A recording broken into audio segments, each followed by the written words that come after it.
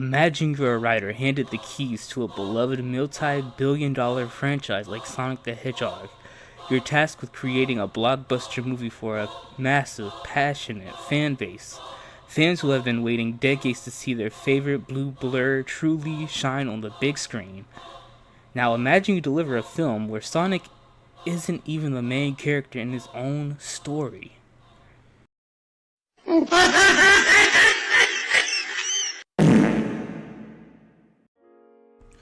What's good, y'all? It's Christy F5, and today we are going to be talking and analyzing my problems and just the fundamental overall problems that are within the Sonic 2020 movie, the first one that ever came out.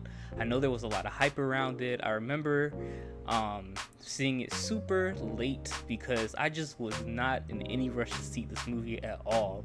So I ended up seeing it earlier this year, and I have a lot of critiques. I mean, Jesus Christ, this movie was, in my opinion, a dumpster fire.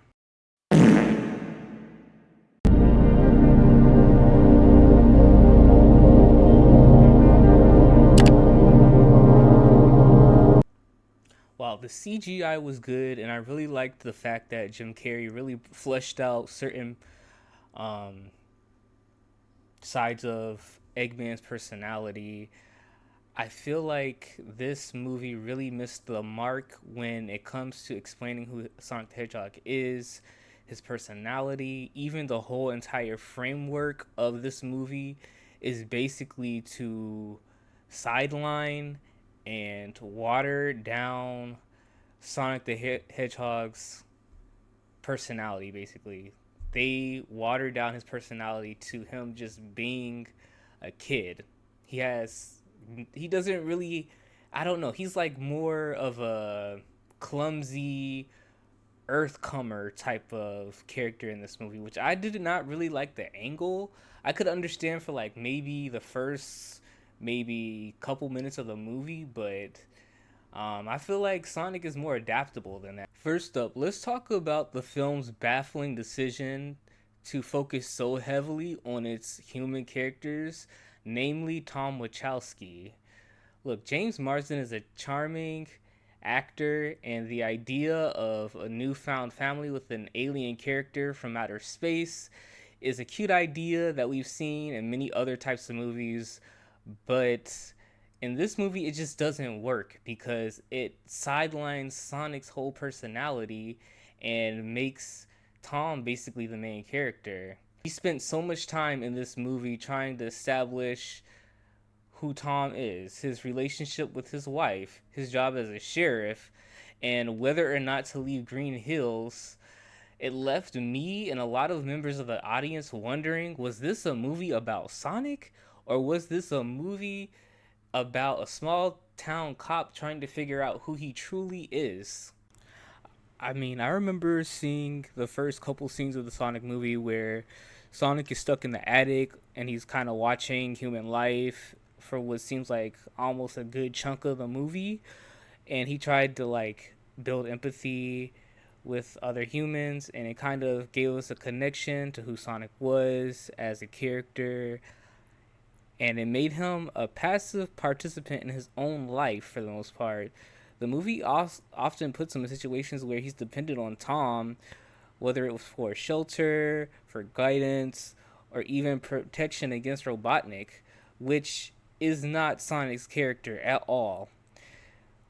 In other forms of media that portray Sonic, he is a more of a proactive hero. He's confident, he's self-reliant. He doesn't really rely on humans, which was kind of weird for this movie to take this angle. I mean, if you watch Sonic X, Sonic was on his own for a little while before he even met Chris.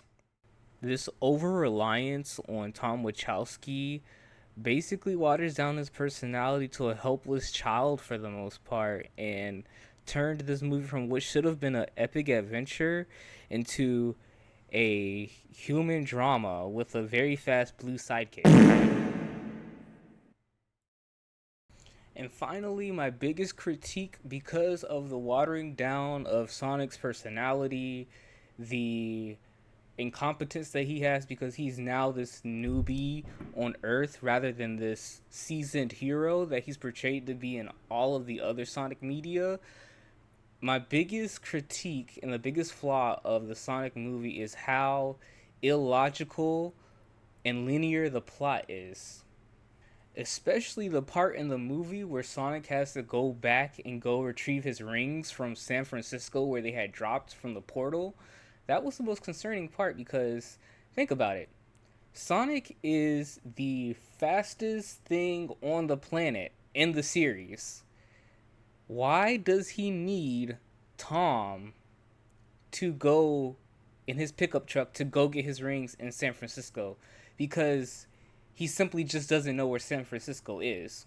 If you watch the Sonic games, the other forms of Sonic media, Sonic can figure stuff out on his own. This felt like plot armor for Tom to basically show up and show out as the main hero or some type of connection between him and Sonic towards the end of the movie where they have the final fight against Eggman and he ends up saying that corny line about the Donut Lord, which was, I mean, it was alright. I mean, it wasn't that funny, but I guess I laughed a little bit. But yeah, why does he have the ability to run fast, but he needs Tom Wachowski to drive him to San Francisco? That's the biggest, like, part of the movie that just doesn't make sense to me. And that's pretty much my biggest critique of the movie. Like, a whole entire plot device of Sonic losing his rings felt like lazy writing to give Tom an excuse to build a connection with Sonic. I did not feel like their journey was even genuine, to be honest.